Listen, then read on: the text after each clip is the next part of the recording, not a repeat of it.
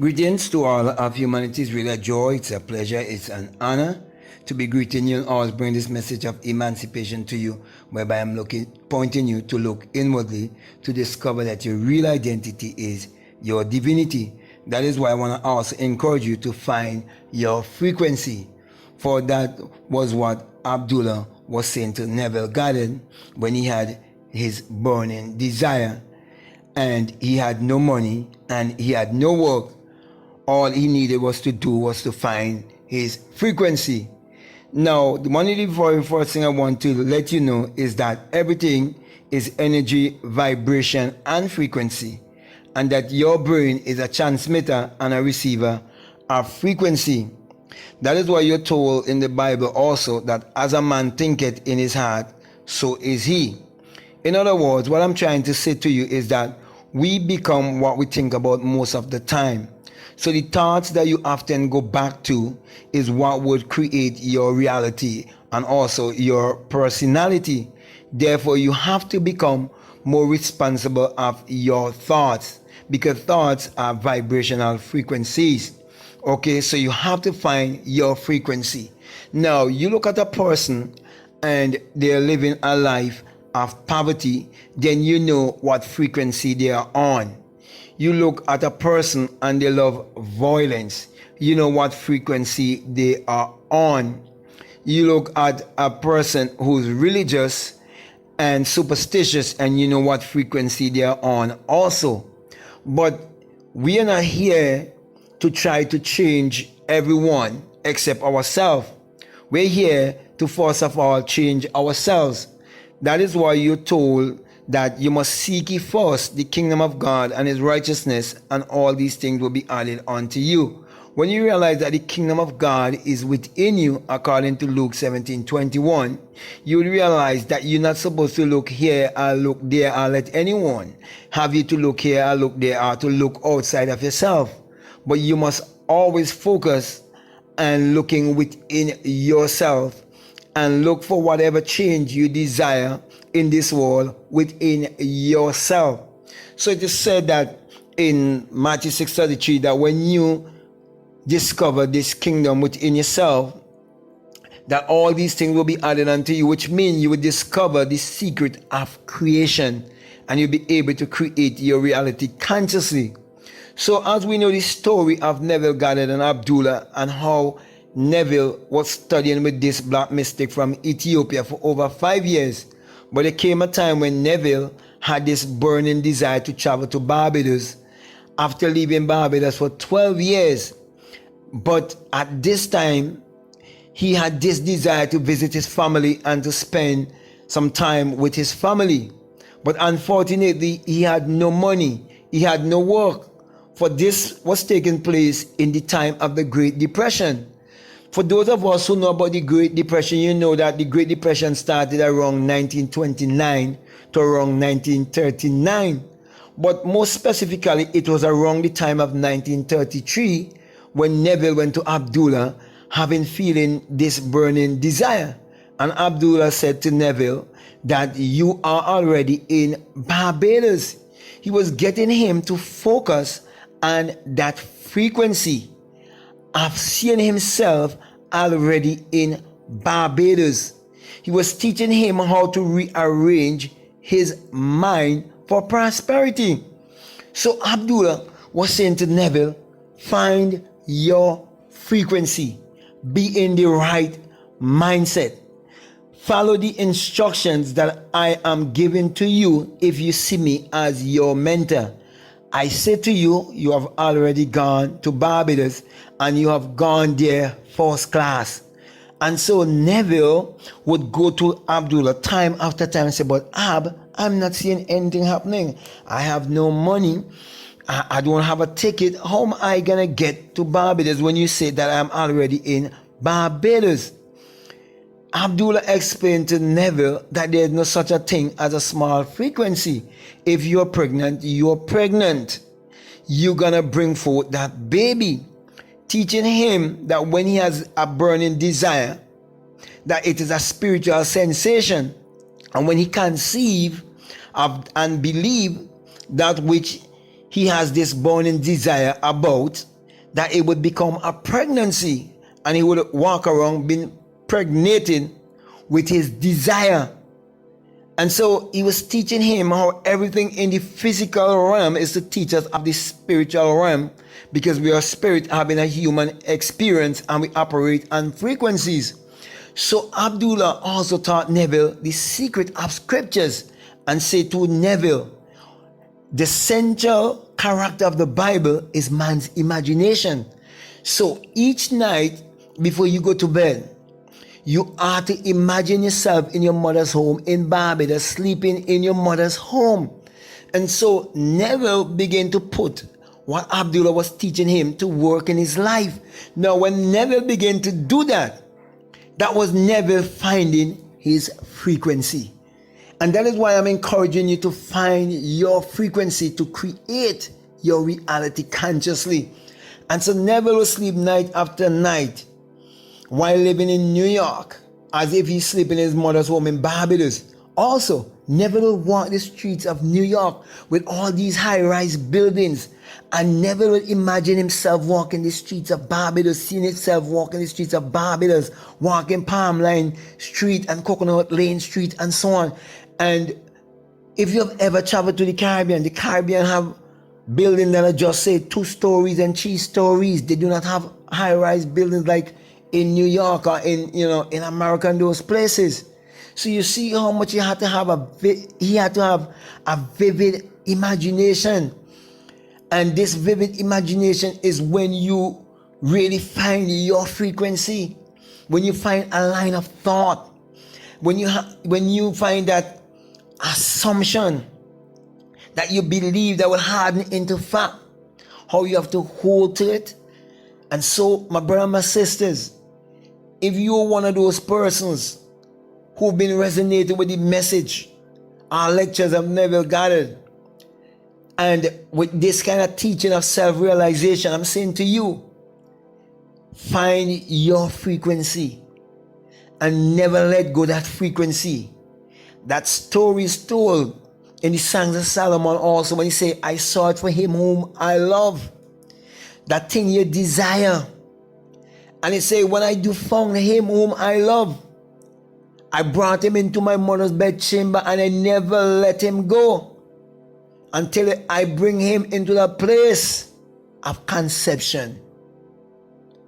And so you have to bring your idea, your dream, your goal into the place of conception by holding to your frequency. So you got to find your frequency and hold on to that frequency. That is why you have to repeat that which you desire over and over and over and over and over. That is why you find people like Bob Proctor and so on teaching repetition. They're teaching the same thing. They just bring it another way. So you practice repeating this thing over and over and over and over and over, and it will become your reality. So my brother and my sisters, just as Abdullah would have encouraged Neville to find his frequency, I am telling you also to find your frequency. Finding your frequency is described in the Bible as faith. It says faith is the substance of things hoped for and the evidence of things not seen. And many Christians who believe that the Bible is literal and believe that the Bible is secular history, they would believe in a savior outside of themselves, and they will quote this scripture for the rest of their life while they're living in poverty, while they're living in mediocrity. And they're doing the same thing over and over and over and expect a different result. We call that insanity, but they call it sanity. And that is why those of us who understand that everything is energy, vibration, and frequency, they would think that we are crazy. And that is why, my brother and my sisters, my encouragement to you is that you must find your frequency until you make that which was once just a thought or idea or a dream, let it become your reality. And then you can say to your doubting brothers and sisters and friends and relatives who are trapped in secular Christianity, you can say to them, I'll show you my faith by my works. Here are my works. Result, don't tell lies. So, with that being said, my brother and my sisters, I'm encouraging you to be a doer and not just a hearer, deceiving yourself. For we know there are many who are deceiving themselves in self-righteousness, and they have never, ever proved anything for themselves to prove that truly there is a creator. But when we use our imagination to create our reality consciously, by first of all writing it down, for Habakkuk chapter 2 instructs us that we must write down the vision before we visualize the vision. That is why it's called visualization. And that's why it says without a vision the people perish also. He said write it down, make it plain, make it sure, be definite. And he says to you, it's a law. But you have to understand the law of gestation, that everything takes a time and a season. So he said, though it tarries, you must wait for it is sure. Saying to you that it's a law. It cannot fail. So my brother and my sisters, ride the frequency. Ride it and bring it into that place of manifestation. Even riding your frequency is hidden in the Bible as Jesus riding a donkey, riding a colt straight into Jerusalem. I think I did a video on that. You get your idea, you get your thought, and you know your mind just go all over the place. You bring back your mind in place. Keep it well concentrated. That's what he's talking about. You know, a colt, a ass, it could be stubborn. So too is your mind. It's go all over the place, jumping all over the place. That is why you have to practice meditation and calm him down. That's what he's talking about, you know. When you talk about Jesus ride the donkey, he ride the ass, he ride the colt, straight into Jerusalem. Jerusalem is a place of joy, peace, and happiness and contentment. Not a place in the Middle East. Those religious people believe that it's a place in the Middle East. But when we talk about the Middle East, we see East as within. East is within yourself, right in the middle. Activate your heart chakra, man, and connect it to your brain and send out the frequency. My brother and my sister, I can go on and on and on, but I think I give you enough to chew on there. And I want to say to you, if this is the very first time that you're listening to me, and it's very interesting to you, it's really resonating with you, and you would like to get more of these kind of videos, I would like to say, if you haven't subscribed already, to subscribe, to like, to comment, to share this video. But just before I leave, I just want to remind you that this message I bring to you, that it is the single eye. Yes, the single eye message of self-realization, of which Matthew 6:22 says that if your eye be single, your whole body be full of light. My brother and my sister, hadn't it been that a single eye would have opened within me and my body was filled with light, I would not be here bringing this message to you.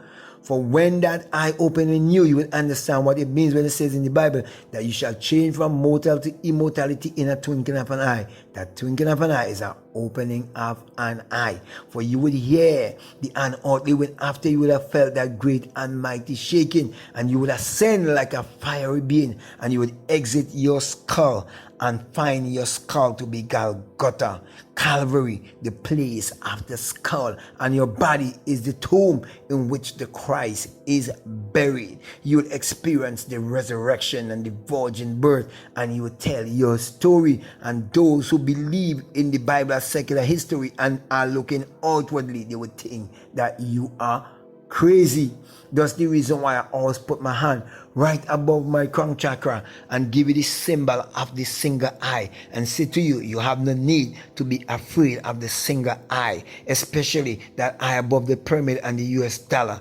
Do not believe it to be an evil symbol. No, it is the all-seeing eye of God in you, who is your imagination. For when you have an awakened imagination, you will realize that it is the eye of the mystics, the eye of the prophets, the eyes of the seers, those who would vibrate beyond humanity and come into their divinity. And that is why I always say to you that that experience will teach you that it is the rising of the S-U-N in a S-O-N for it is the dawning of a new day in your life. For the sun parallels the human imagination, and the human imagination parallels the sun. For without the sun, as in the sun, there is no life and there is no light. Not without Jesus. No man could exist, and no son could exist unless there be the force, the sun. It's basic common sense.